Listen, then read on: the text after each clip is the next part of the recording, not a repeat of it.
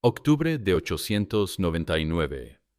En la cámara real del Palacio de Winchester, un hedor nauseabundo invade cada rincón. No es el olor dulzón de la muerte que se acerca, sino algo peor, el olor de la vida pudriéndose desde dentro. Alfredo de Wessex, rey de los anglosajones, salvador de Inglaterra, lleva 3 días sentado en el mismo lugar.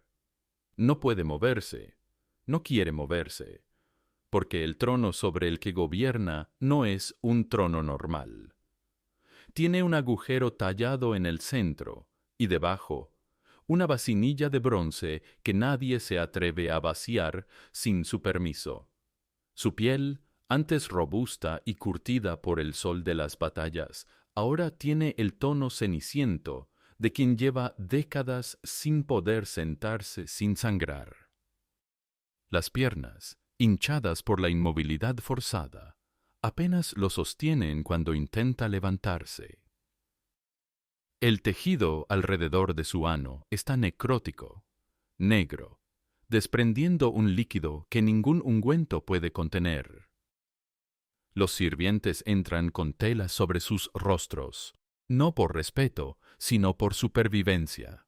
El rey que derrotó a los vikingos, que unificó reinos, que promovió la educación y el derecho, muere como había vivido los últimos 30 años, sentado sobre un agujero, con sus intestinos liberando una descarga final, mientras la fiebre consume lo que queda de su conciencia.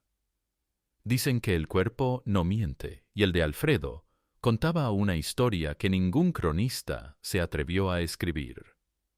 Una historia que comenzó no con gloria ni con coronas, sino con una piedra, un desafío absurdo y la necesidad de un príncipe joven de demostrar que era lo suficientemente hombre para gobernar guerreros.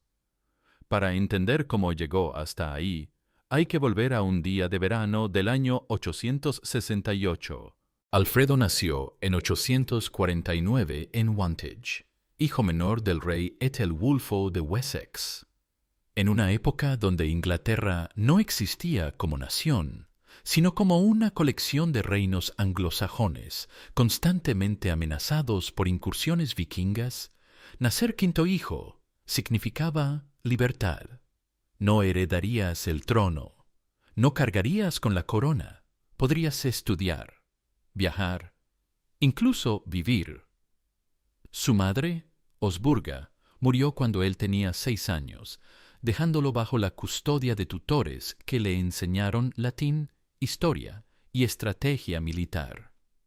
Era un niño enfermizo, propenso a fiebres y dolores abdominales que los médicos de la época atribuían a humores desequilibrados. Pero ser enfermizo en una corte guerrera era peligroso. Los nobles sajones valoraban la fuerza física sobre todo lo demás.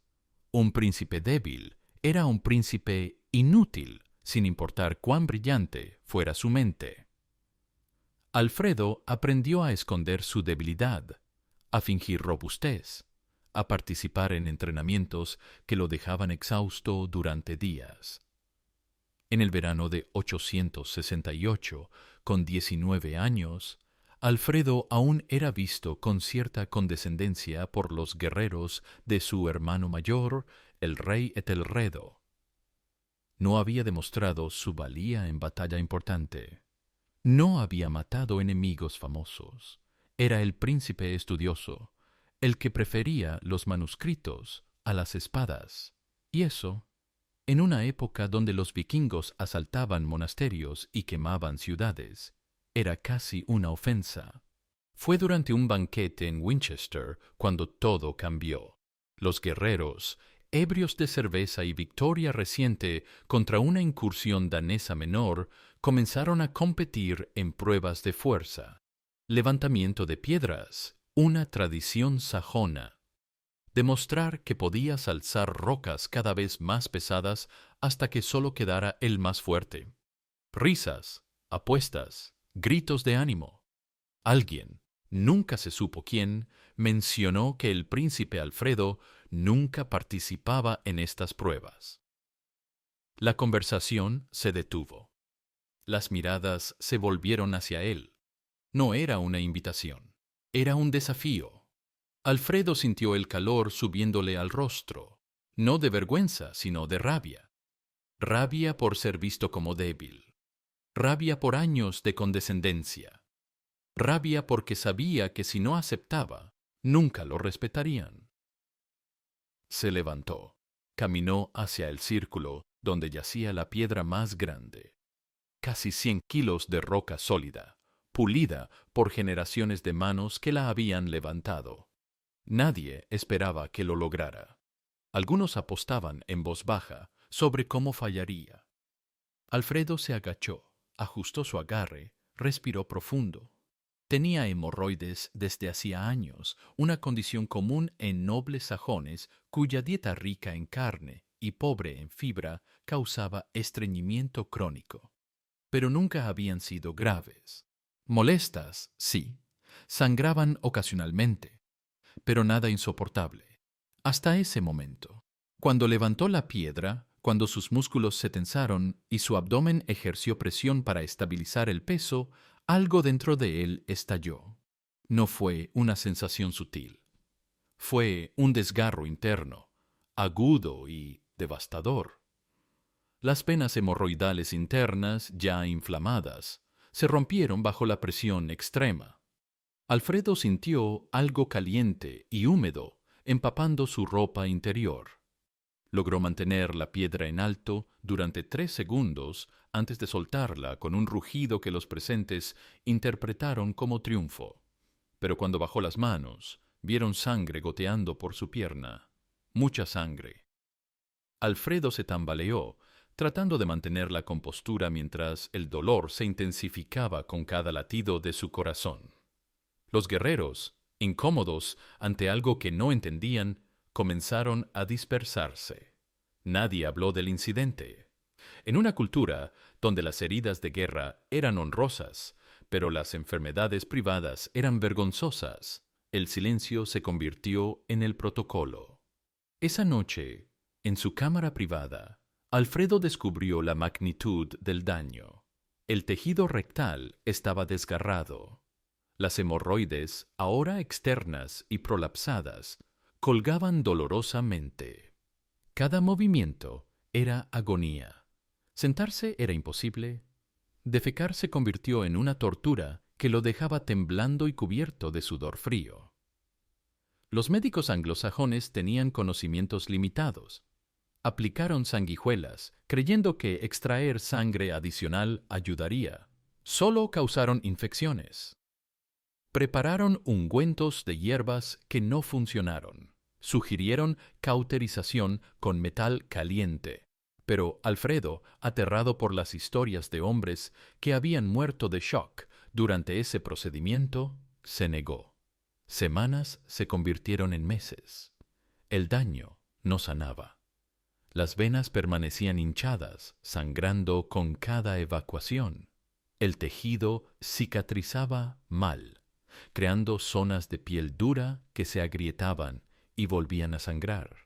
Alfredo aprendió a vivir con dolor constante, a caminar cuidadosamente, a evitar cualquier actividad que ejerciera presión sobre su abdomen. Y entonces, en 871, su hermano Etelredo cayó en batalla contra los vikingos daneses. La corona de Wessex no espera. Cuando un rey muere, el siguiente debe asumir inmediatamente. No importa si está preparado. No importa si su cuerpo está destrozado. El reino necesita un líder, especialmente cuando los daneses controlan ya gran parte de Inglaterra Oriental. Alfredo fue coronado en abril de 871, en Winchester. La ceremonia debió ser breve porque el nuevo rey no podía permanecer de pie durante horas sin que el dolor se volviera insoportable. Los nobles notaron su incomodidad, pero la atribuyeron a la presión del momento. Nadie sabía la verdad, que su rey no podía ni siquiera sentarse en el trono sin sangrar profusamente. Los primeros años fueron una pesadilla de adaptación. Un rey sajón debía ser visible, accesible, móvil. Debía montar a caballo para inspeccionar fortificaciones, liderar ejércitos, viajar entre ciudades para mantener lealtades. Alfredo no podía hacer nada de eso. Montar a caballo era imposible. El movimiento constante agravaba las hemorroides hasta el punto de causar sangrado masivo que empapaba la silla y causaba infecciones que lo dejaban febril durante días. Tuvo que delegar. Sus mejores generales lideraban las batallas, mientras él permanecía en la retaguardia, revisando mapas, diseñando estrategias. Los vikingos comenzaron a cantar canciones burlonas: el rey que gobierna desde su cámara, el gobernante que no puede montar, el sajón débil que envía a otros a morir. Las canciones llegaban a Winchester en boca de prisioneros y espías. Alfredo las escuchaba en silencio, apretando los dientes, mientras otra ola de dolor recorría su abdomen. Su esposa, Etelsvita, con quien se había casado en 868, justo antes del accidente, intentaba mantener la apariencia de normalidad. Tuvieron 5 hijos, pero cada embarazo significaba menos intimidad física. La relación entre ellos se volvió funcional, política. Ella cumplía su rol de reina, él su rol de rey. Pero la cercanía se perdió bajo el peso del olor constante, de las vasinillas llenas de sangre, de las noches donde Alfredo gemía de dolor en lugar de dormir. Los médicos probaron nuevos tratamientos: ligaduras con hilo de seda, tratando de estrangular el tejido hemorroidal para que muriera y cayera. Funcionó parcialmente en algunos nódulos, pero causaba dolor tan extremo que Alfredo vomitaba durante los procedimientos. Aplicaciones de sustancias cáusticas que quemaban tejido, pero también piel sana. Cada tratamiento era una apuesta que generalmente fallaba, dejando más cicatrices, más dolor, más daño.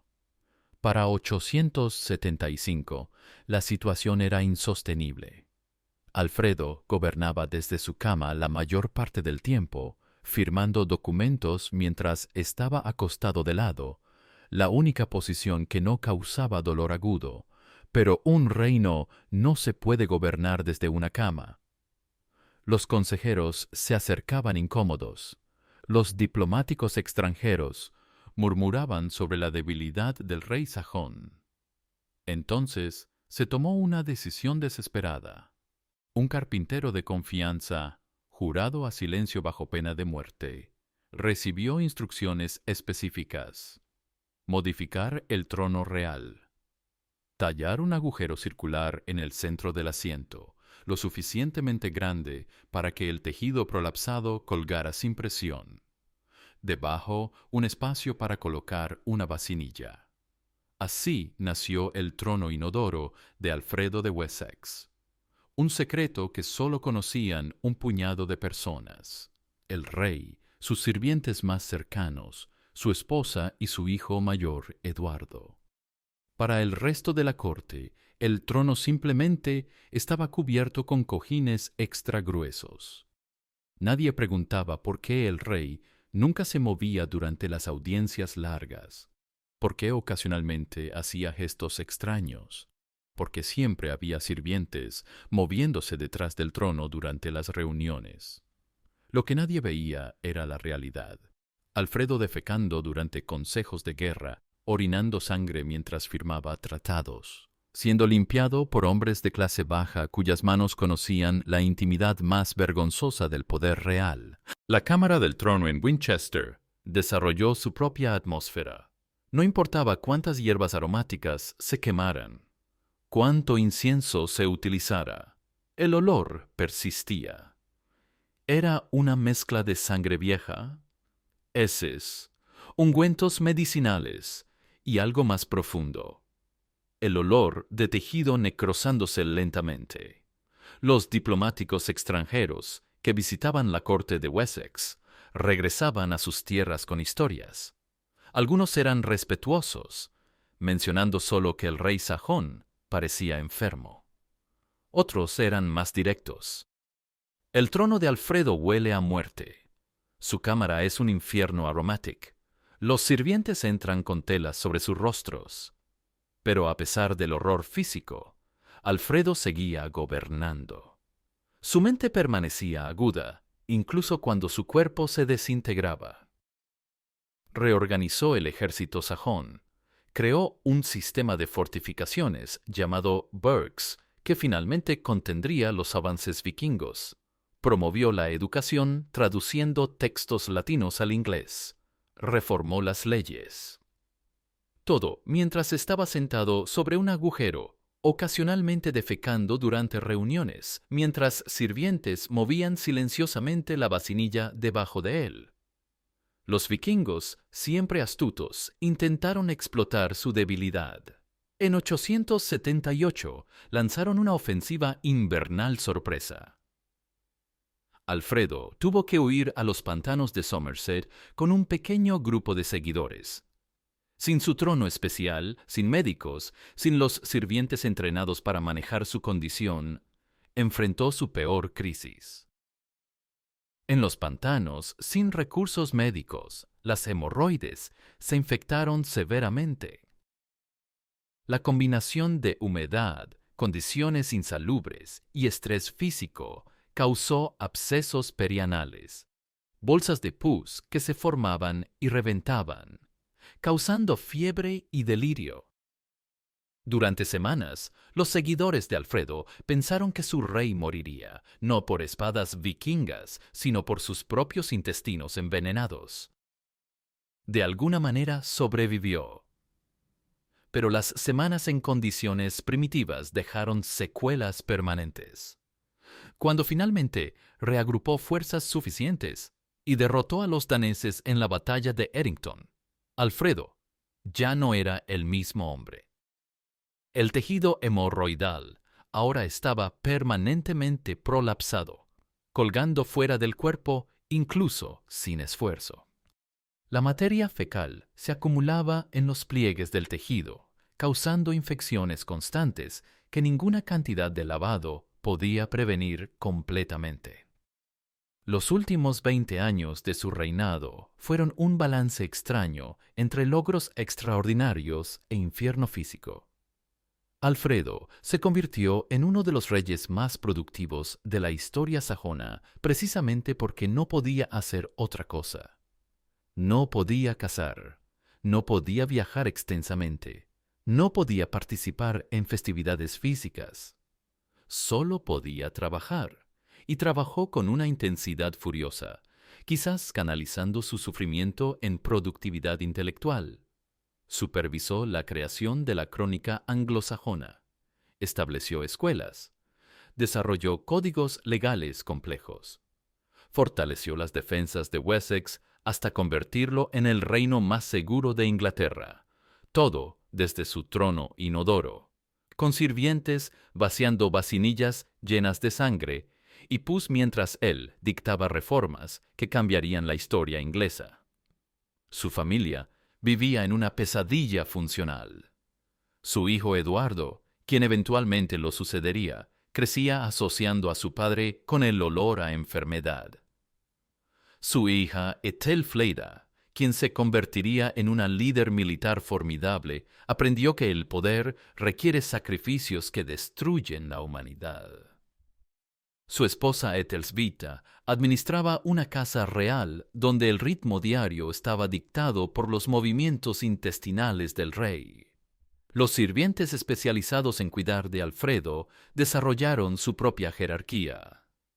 Eran los más invisibles de la corte, pero poseían el conocimiento más íntimo del rey. Sabían cuándo el sangrado empeoraba, cuándo las infecciones causaban fiebre, cuando el dolor era tan intenso que el rey no podía concentrarse. Eran pagados generosamente y jurados a silencio. Algunos se convirtieron en confidentes inesperados. Cuando tienes que limpiar el ano de un rey cada día durante años, las formalidades desaparecen. Los años 890 trajeron el deterioro terminal. La infección crónica comenzó a extenderse más allá del área rectal. Las toxinas bacterianas envenenaban su sangre constantemente. Alfredo desarrolló fiebre baja, pero persistente. Su apetito desapareció.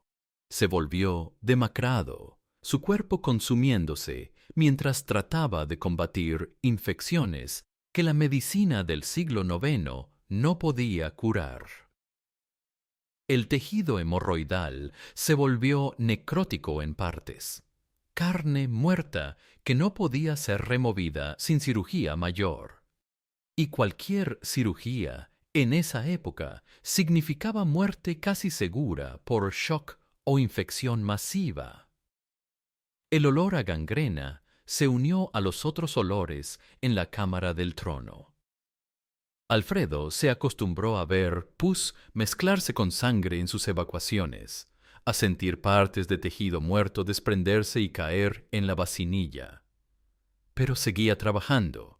Durante 898 y principios de 899, incluso cuando la fiebre lo hacía temblar, incluso cuando el dolor era tan intenso que tenía que pausar frecuentemente, seguía dictando leyes, respondiendo cartas de nobles, diseñando nuevas fortificaciones.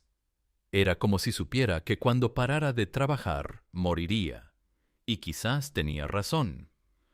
En septiembre de 899, las infecciones finalmente abrumaron su sistema inmune debilitado.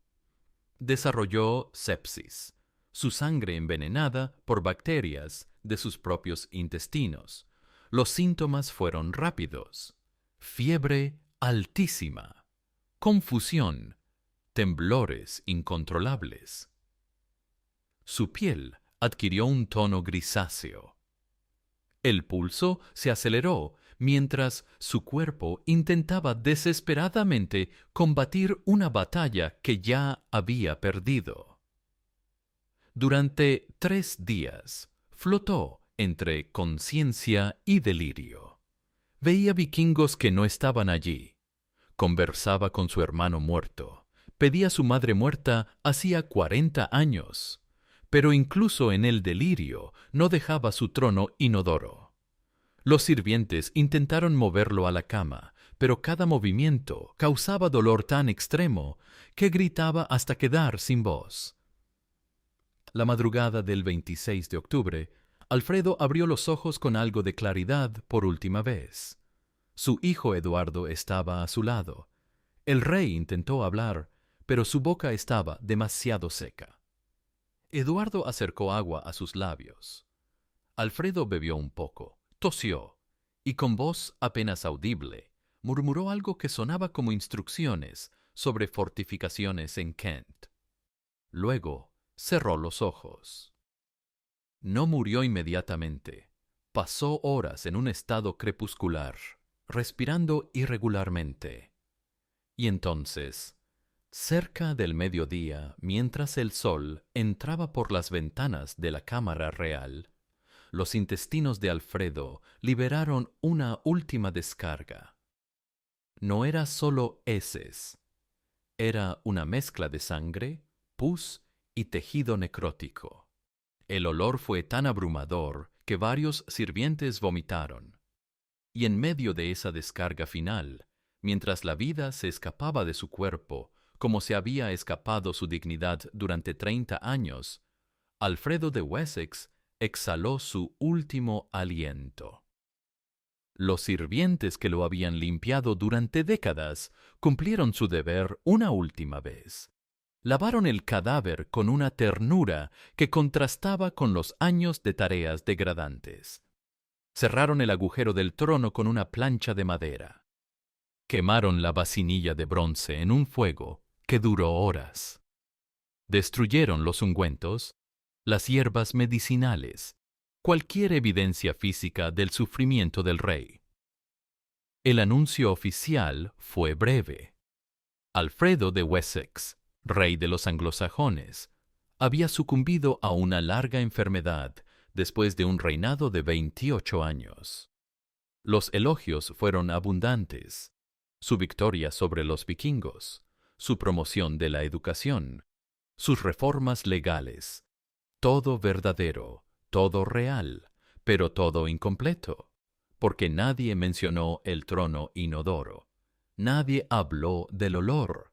Nadie registró los años de no poder montar a caballo, de gobernar desde una posición que habría horrorizado a sus contemporáneos si hubieran conocido la verdad. Los cronistas construyeron la imagen de Alfredo el Grande, un genio militar, un erudito, un reformador. Lo que omitieron fue igualmente significativo. Siglos después, cuando los historiadores estudian el reinado de Alfredo, encuentran anomalías que no entienden completamente. ¿Por qué un rey guerrero raramente lideraba personalmente sus ejércitos? ¿Por qué delegaba tanto en sus generales? ¿Por qué la mayoría de sus logros fueron intelectuales en lugar de marciales? Las respuestas están en documentos que nadie lee, informes médicos vagos que mencionan hemorragia prolongada, cartas privadas donde se discuten tratamientos para condiciones innombrables, menciones oscuras en sagas vikingas sobre el rey que no podía sentarse. Pero la historia oficial prefirió la leyenda del héroe inmaculado. La verdad es más compleja y más humana. Alfredo fue un hombre de logros extraordinarios que también pasó 30 años gobernando desde un inodoro. Sus contribuciones intelectuales fueron reales, pero también lo fue el olor de su cámara del trono. Sus victorias militares aseguraron la supervivencia de Wessex, pero fueron ganadas por generales actuando en su nombre, porque él físicamente no podía liderar. Ambas realidades coexistieron. Ninguna cancela la otra. Hay una lección enterrada bajo capas de propaganda histórica. La grandeza humana no ocurre a pesar de la fragilidad física, sino junto a ella, a veces incluso debido a ella. Alfredo desarrolló su genio administrativo precisamente porque su cuerpo lo confinaba. Creó sistemas de gobierno eficientes porque él no podía estar físicamente presente. Promovió la educación porque podía leer y escribir cuando no podía cabalgar. Y hay otra lección, más oscura, sobre cómo las expectativas de masculinidad destruyen literalmente a los hombres. Alfredo arruinó su cuerpo tratando de demostrar fuerza física en una competencia absurda. Pasó 30 años sufriendo porque admitir debilidad habría destruido su autoridad. Murió pudriendo desde dentro mientras mantenía la fachada de control real. La historia oficial lo llama Alfredo el Grande. Los vikingos cantaban sobre el rey en el inodoro. La verdad yace entre ambos. Un hombre que salvó Inglaterra mientras se desangraba en privado, cuyo trono inodoro es un símbolo más honesto de la realeza que cualquier corona dorada, porque reconoce lo que la propaganda siempre oculta: que los gobernantes son carne, y la carne inevitablemente falla. En una época moderna donde políticos ocultan condiciones médicas por miedo a parecer débiles, donde hombres se destruyen físicamente para mantener imágenes de invulnerabilidad, donde la masculinidad tóxica causa sufrimiento real y cuantificable, la historia de Alfredo resuena con urgencia contemporánea. No es una anécdota medieval graciosa, es una advertencia. El costo de la performance de fortaleza puede ser tu propia destrucción. Alfredo murió en 899, pero la mentalidad que lo destruyó sobrevive. Todavía hay hombres destrozándose por demostrar fuerza. Todavía hay líderes ocultando vulnerabilidad que podría humanizarlos. Todavía construimos leyendas que borran el sufrimiento humano real. El trono inodoro fue destruido hace más de 1000 años, pero la lección que representa permanece. El poder no te protege de la fragilidad corporal. La corona no cura hemorroides, y la historia que omite el sufrimiento es una mentira, sin importar cuán gloriosa suene. Esta es la historia de Alfredo de Wessex, no del grande, del humano, del hombre que gobernó Inglaterra desde un inodoro y cambió la historia mientras se pudrió vivo. Su legado no está solo en las leyes que escribió o las batallas que ganó, sino en la verdad que su cuerpo gritaba y que todos conspiraron para silenciar. Que bajo cada corona hay carne vulnerable, bajo cada leyenda hay dolor humano, y que olvidar eso nos convierte no en historiadores, sino en propagandistas. Si esta historia te ha estremecido, si algo en ti se rebela contra la idea de que el sufrimiento de Alfredo fuera borrado de la memoria oficial, entonces comparte esta verdad. Porque cada vez que repetimos solo las versiones heroicas, sin reconocer la humanidad completa, nos convertimos en cómplices del mismo borrado histórico que convirtió al rey en el inodoro en Alfredo el Grande, como si ambos no pudieran ser la misma persona. La grandeza y la putrefacción, el genio y el inodoro, la corona y las hemorroides. Todo coexistió en un mismo cuerpo durante 30 años. Y reconocer eso no disminuye su grandeza. La hace más real, más humana, más valiosa. Porque si Alfredo pudo cambiar Inglaterra mientras se desangraba cada día, ¿qué excusas tenemos el resto de nosotros?